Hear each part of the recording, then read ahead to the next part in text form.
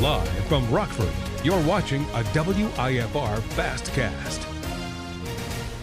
I'm Mike Garrigan, welcoming you to this Fastcast for 11 a.m. on Friday morning. And our top story, community members will gather at Harkins Aquatic Center in Rockford to remember the life of 19-year-old Chloe Verney Lau.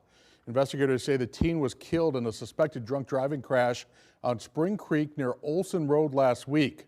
The suspected driver, 28-year-old Shaquan Hayes, faces several charges, including aggravated DUI causing death. Verney Lau was one of 4 people hurt in the crash. There's a GoFundMe to help Chloe's father, Madeline Korzanuski. We'll have the full story tonight at 10. A Rockford jury hands down a $30 million wrongful death verdict for the family of 30-year-old Tanakali Brown. In January of 2020, Brown's truck was hit by a FedEx tractor trailer driven by 48-year-old Douglas Powell. Brown died at the scene and Powell was cited for the crash. According to Brown's attorney, the defense claims she was negligent because her vehicle stopped in a lane and not the shoulder. The defense also claims her headlights were on and hazards were off. The jury sided with Brown's lawyers after they claimed Powell could not see the road. Brown's car did not slow down or change lanes. 45-year-old Richard Stevenson, the man accused of driving drunk in a fatal boat crash in McHenry County, pleads not guilty to first-degree murder charges. He also pled not guilty to several other charges, including driving under the influence. In late July, investigators say Stevenson was driving his pontoon boat when he sped very fast and hit another boat driven by 48-year-old Magdalena Jablonska. She died in the crash, and authorities say Stevenson's blood alcohol concentration was more than double Illinois' legal limit. For 30 years, the Quad Cities has known the name Trudy Appleby. And while a man has now been charged with murder in connection to her disappearance, her body has never been found. Jenna Jackson has a timeline of her case. August 21st, 1996. It was a sunny and hot day here in the Quad Cities. In the days leading up to the 21st, Dennis Appleby told police his daughter, 11-year-old Trudy Appleby, asked to go swimming with a friend. He says he said no, but police say it appears she made plans to go anyway. Plans that would never transpire. Police say Trudy Appleby was last seen getting into an older model gray vehicle with a man inside. Right here.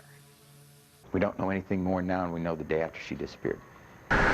For several years, police searched for Trudy.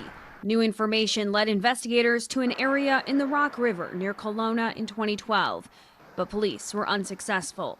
5 years go by with no major break in the case. Then in August of 2017, the first person of interest is named in the case, William Ed Smith.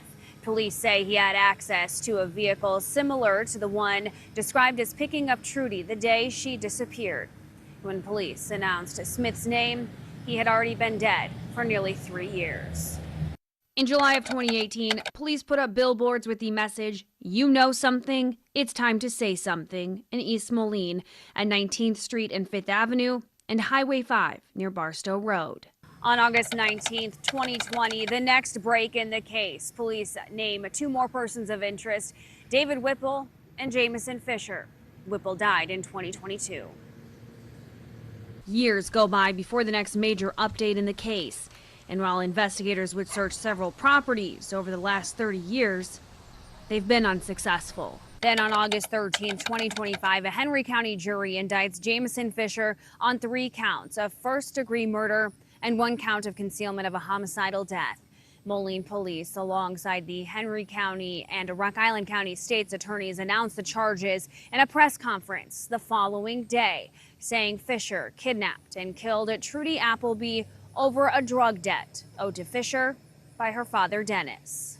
Nearly 3 decades, this case has haunted not only Trudy's family, but every investigator who touched it in our community. On November 7th, 2025, Jamison Fisher sat down for an interview with me by video call. There he claimed his innocence, saying he's being charged because he's an easy target. Who's going to cry for me? I'm just some drug dealer. Then on November 19, 2025, prosecutors file a motion asking the judge to allow several witnesses to testify. In those documents, we learn for the first time that witnesses are expected to testify that Trudy Appleby was sexually assaulted near the Kershaw Mobile Home Park train bridge in Kelowna and strangled by Fisher. To this day, her remains have never been found.